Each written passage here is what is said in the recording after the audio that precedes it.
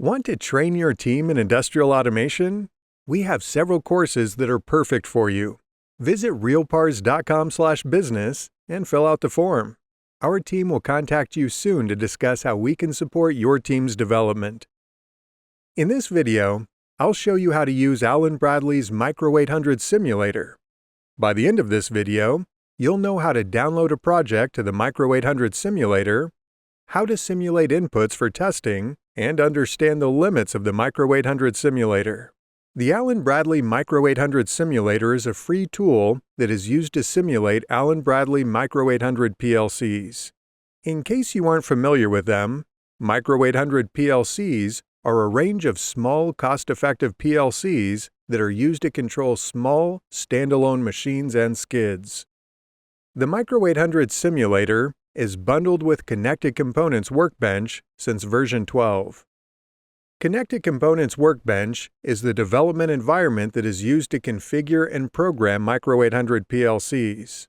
Unlike many other PLC development environments, Connected Components Workbench is free to download and use. Since Connected Components Workbench is free to use, includes a PLC simulator, and works with affordable PLC hardware, it is an ideal platform to learn PLC programming with. That's why we use it in our PLC Programming from Scratch learning series.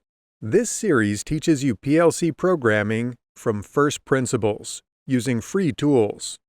If you want to learn PLC programming without investing in expensive hardware or software licenses, this could be the learning series for you. Learn more about PLC programming from scratch using the link in the description below this video. Now that we know what the Micro800 Simulator is, let's see how to use it. In this example, I've created a project in Connected Components Workbench and added a 2080 LC5048 QWB-SIM controller to the project. This is the part number for a simulated Micro800 controller. I have also added some plug-in modules to the controller to expand the amount and type of I/O available. If I want to change the PLC in the project to a physical PLC after I have tested with the Micro800 Simulator, I can use the Change Controller feature of Connected Components Workbench to change the controller in the project, without losing the configuration data or code.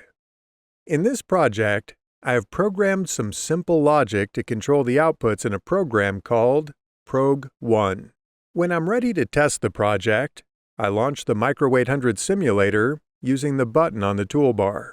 After launching the Micro800 Simulator, I can synchronize the configuration of the simulated PLC with the project by clicking on the Synchronize button. After synchronizing, the plugin modules have been added to the simulated PLC. Before downloading the project to the simulated PLC, I need to power it on. I do that by clicking on the Power button. Once the simulated PLC is powered on, I can download the project to it like a normal PLC.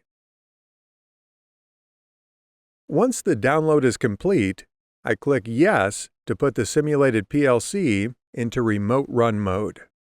After downloading the project, Connected Components Workbench automatically connects to the PLC so that we can monitor the project's logic online. To test this logic, we'll need to simulate some inputs to the system. The Micro800 Simulator provides a few different ways to simulate inputs.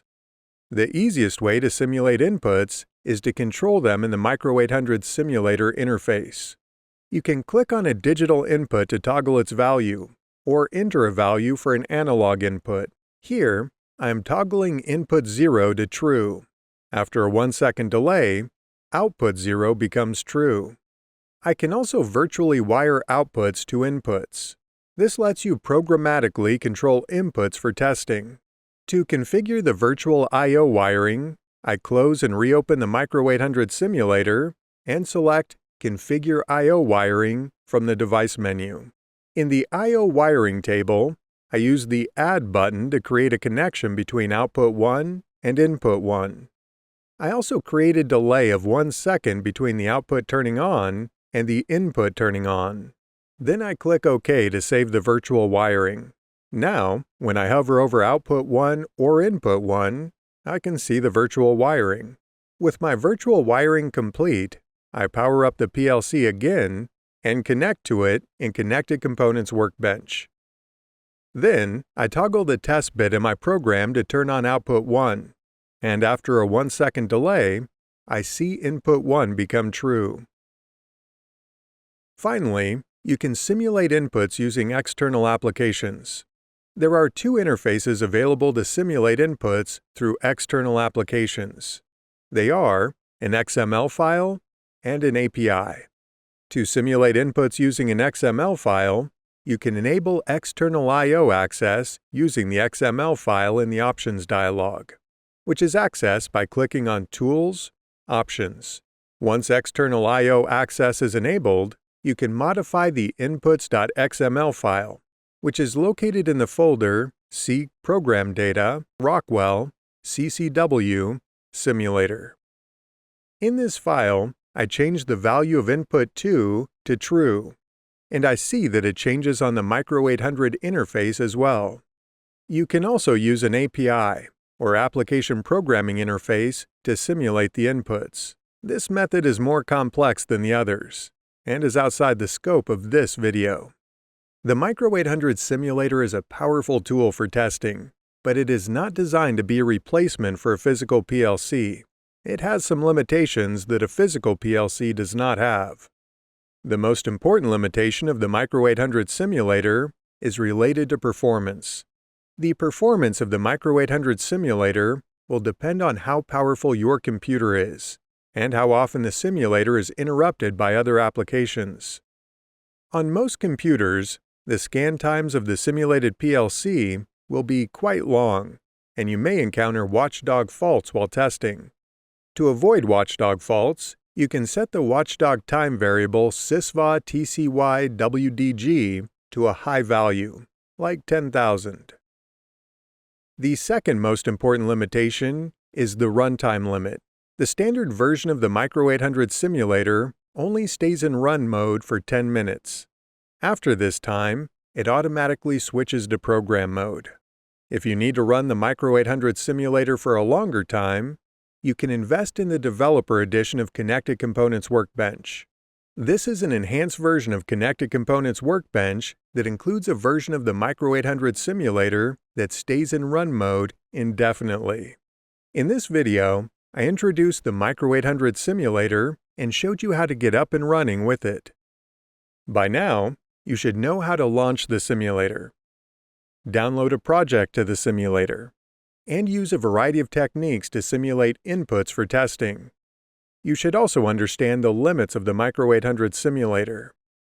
If you want to keep learning how to use Connected Components Workbench to program Micro800 PLCs, you can check out our PLC Programming from Scratch courses using the links in the description below.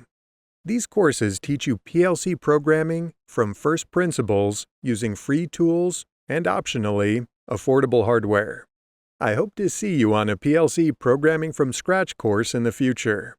One final note: if you're a plant manager looking to train your team with RealPARS courses, don't forget to check out realpars.com/business.